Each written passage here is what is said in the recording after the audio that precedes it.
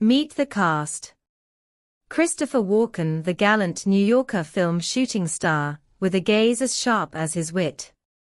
Dennis Davin, the resourceful skipper, always ready with a "yes boss" manner and an Amex card.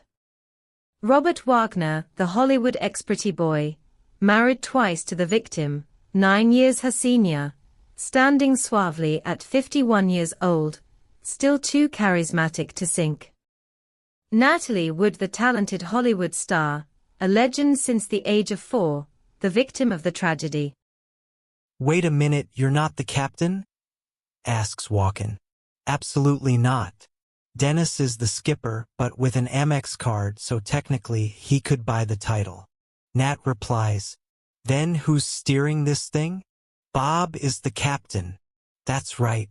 Captain Wagner, if you please." Bob adds. Dennis nods, because even in stillness, the skipper knows his place.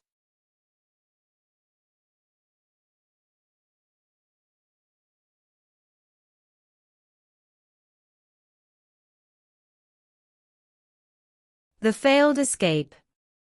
Late Friday, November 27, 1981. The weekend was supposed to be an escape. It became a trap. After dinner at the galleon, the tension was thick, the air heavy. When on the boat, Robert Wagner made a sudden decision. They would move the yacht, tonight. Nat knew the game. And she wasn't playing it. Without hesitation, she and the skipper made their way back to the galleon restaurant. The manager assisted them on the hotel reservation, 2 rooms. A temporary refuge. Meanwhile at the bar the drinks flowed, but so did the unease. Natalie Wood was visibly upset, her words sharp, her emotions raw. The conversation was no secret. Every patron within earshot could hear it. She was going to end the marriage. A storm was coming. And it wasn't just in the sky. Saturday early morning, 8 a.m., November 28, 1981 Avalon, Natalie strode into the motel office, ready to pay, only to discover the bill had already been covered with an Amex card. A surprise, but no time for questions. She needed out. The receptionist informed her of a 10 a.m. boat departure, a lifeline off the island. Music to her ears.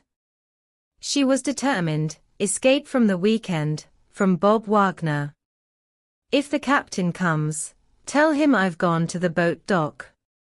20 minutes later, Davin arrived. "Where is Ms. Wood?"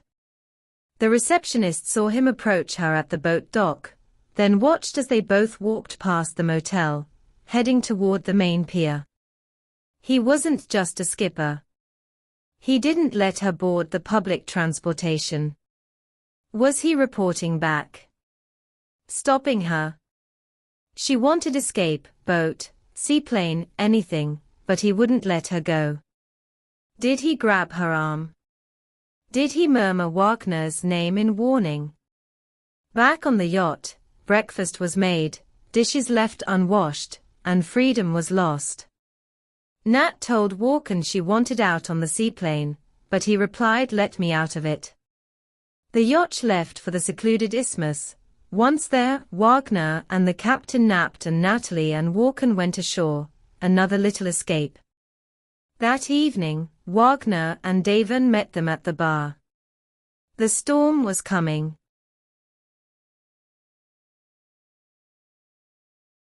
Last Night Alive, the 28th of November 1981, Isthmus of Catalina Island.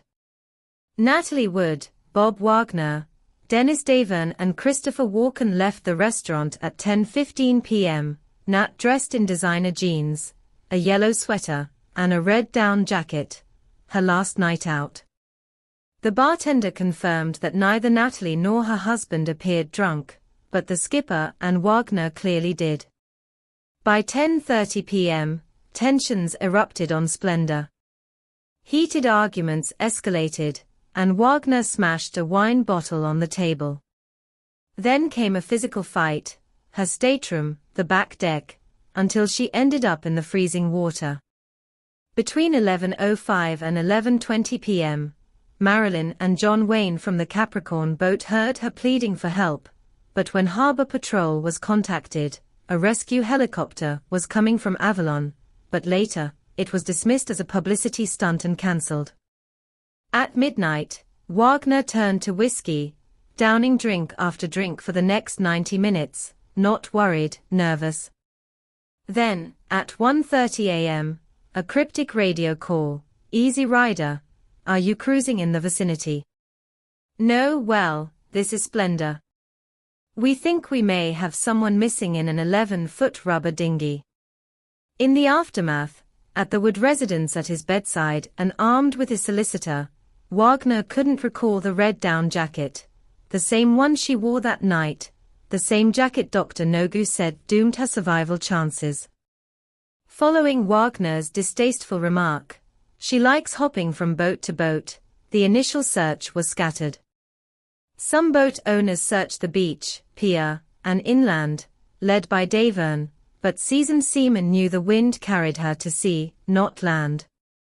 Wagner, drunk and dazed, appeared on the pier, possibly phoned his attorney, joined the search, then returned to Splendor. No Coast Guard, no lifeguards called at 12 p.m. Why the delay?